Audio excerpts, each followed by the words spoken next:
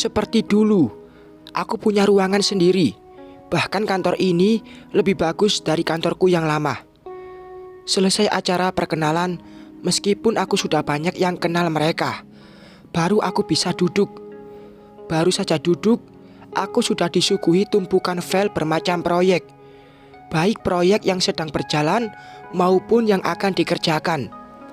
Aku harus profesional. Untuk masalah di rumah harus dikesampingkan dulu. Kepercayaan Pak Ismail memberiku jabatan ini akan selalu dijaga. Bu Sarah, ini daftar nama para pekerja lapangan di proyek. Tapi proyek ini sudah 1 minggu tidak diawasi karena pengawas lapangan kita sedang sakit. Susi meletakkan map merah di mejaku. Oke, aku lihat dulu. Makasih ya, Sus, jawabku. Lalu segera membuka map itu. Namun, sebelum aku membaca isi map itu, tiba-tiba telepon berdering. Pak Ismail menyuruhku ke ruangannya.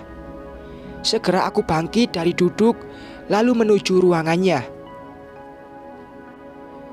Sekarang kita punya tawaran proyek baru. Ini gambarnya. Dan coba kamu hitung anggaran yang pas untuk proyek ini. Jika cocok, nanti akan kita ajukan surat penawaran.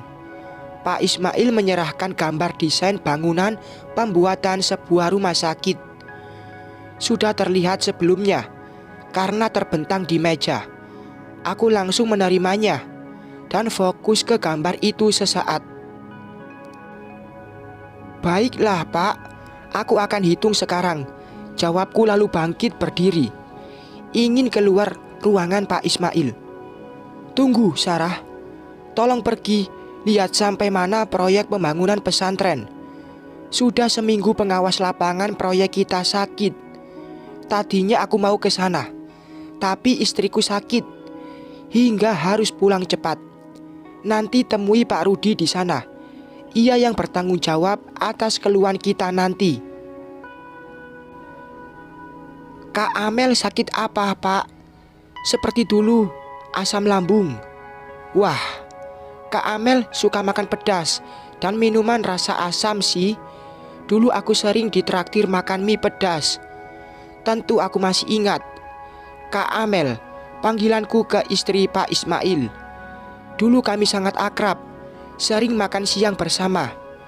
Tapi semenjak aku berhenti kerja, komunikasi kami jarang karena kesibukan masing-masing. Udah dilarang, tapi aku ngerti Pak. Salam buat Kak Amel. Ya Sar, kalau nanti ketemu dia, nasihati agar jaga pola makan. Aku udah ingatin, tapi... Baik Pak, aku ngerti sekali maksud Bapak, jawabku. Menjelang makan siang, aku pergi ke lokasi proyek yang diminta Pak Ismail. Tentu dengan mobil kantor. Dulu, setiap kali memantau pekerja lapangan, diam-diam sampai di lokasi.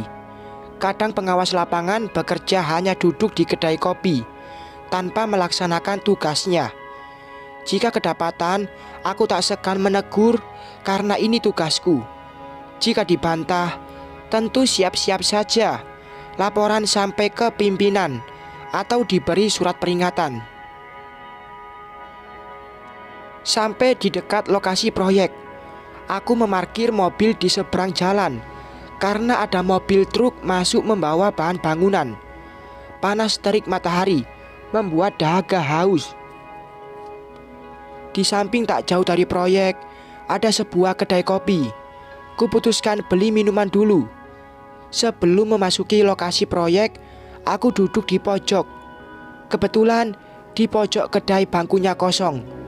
Sementara sebelah kanan terlihat beberapa orang lelaki duduk sambil minum kopi.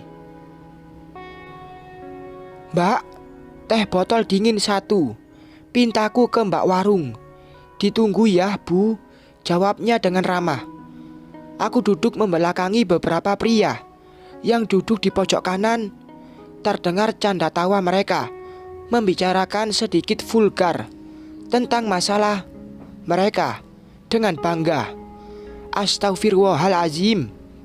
Apa mereka tak punya malu hingga membicarakan tentang istri sebagai bahan tertawa? Semoga saja Mas Arga tak seperti mereka. Silahkan Bu. Mbak warung meletakkan teh botol dingin di meja. Depanku duduk. Makasih Mbak, jawabku, lalu menikmati segarnya teh botol sambil melihat ponsel. Hai teman-teman, tiba-tiba terdengar suara seorang lelaki yang tak asing di telinga. Segera ku palingkan ke belakang. Mas Arga, batinku terkejut melihatnya di sini. Aku ingin bangkit berdiri memberitahu keberadaanku. Namun, ini yang kita tunggu dari tadi, ucap seorang pria yang sudah dari tadi berada di warung ini.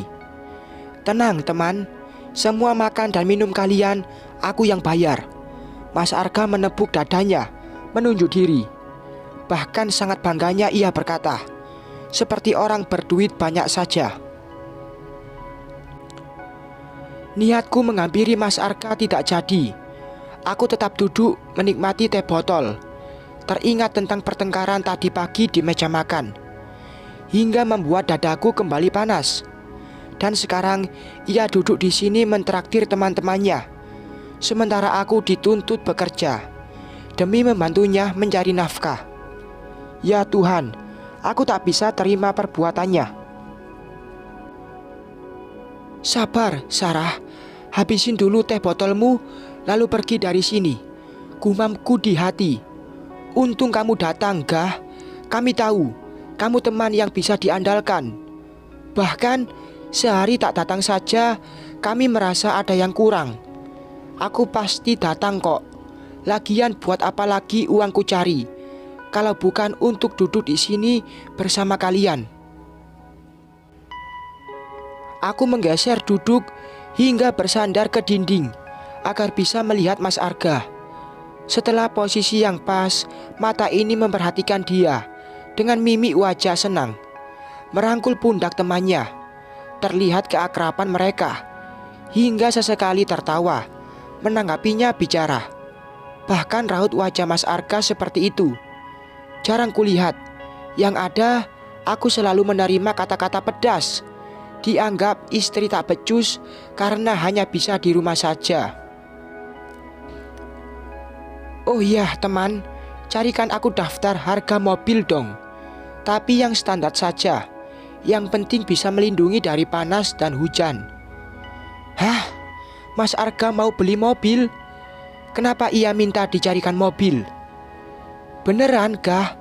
Tanya temannya. Iya boy, tapi kredit sih. Karena untuk cash masih banyak keperluan lain. Maklumlah, aku menanggung biaya ibu dan adikku juga.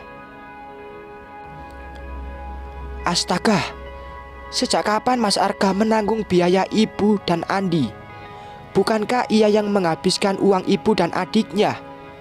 Atau jangan-jangan ia menggunakan uang itu untuk mentraktir teman-temannya seperti yang aku lihat sekarang. Keterlaluan kau, Mas. Jadi begini sikapmu di luar, batinku. Ternyata kebusukan itu pasti terbongkar. Tak butuh waktu lama. Barusan kami bertengkar masalah uang. Dan kini jawaban tentang kemana ia menghabiskan uang yang seharusnya biaya dapur terjawab sudah. Ada rasa sakit karena ia lebih mementingkan pergaulannya daripada aku, istrinya. Tidak bisa, aku harus memberinya pelajaran agar tahu mana hak dan kewajiban. Wah, hebat kau Gah. Lagian iya, aku juga menanggung biaya orang tua istriku. Maklumlah, mereka orang kampung dan kurang mampu. Aku mengepal tangan mendengar ucapan Mas Arga. Bukan saja ibu dan adiknya yang difitnah di luar, tapi juga orang tuaku. Astaga, susah sekali menahan emosi. Aku tak boleh marah depan orang banyak karena menyangkut harga diri. Lagian, ini lokasi dekat proyek. Aku tak mau masalah pribadi diumbar hingga orang-orang kantor tahu. Wah, hebat kali kau kah? Jarang loh ada yang mau membantu mertua. Boro-boro membantu. Untuk istri aja nggak cukup. Sebenarnya aku hanya nggak tegaan. Istriku terlalu boros sih. Gajiku yang 5 juta aja habis 2 minggu. Untung sekarang aku bisa cari uang tambahan hingga bisa duduk di sini mentraktir kalian. Kalau di rumah sesak, lihat wajah istri yang selalu minta duit. Sebaiknya aku keluar dari sini. Semakin lama mendengar perkataan Mas Arga, semakin jantungku panas. Tensi darahku bisa naik. Aku juga tak bisa berlama-lama karena tugas kantor menunggu. Hari pertama kerja akan kuperlihatkan jika aku masih layak dengan posisi sekarang. Mendengar obrolan Mas Arga dengan teman-temannya membuat aku ingin giat bekerja agar bisa mandiri. Akan ku beli mobil atas nama ibu atau bapakku agar tidak dipandang rendah. Insya Allah. Bersambung.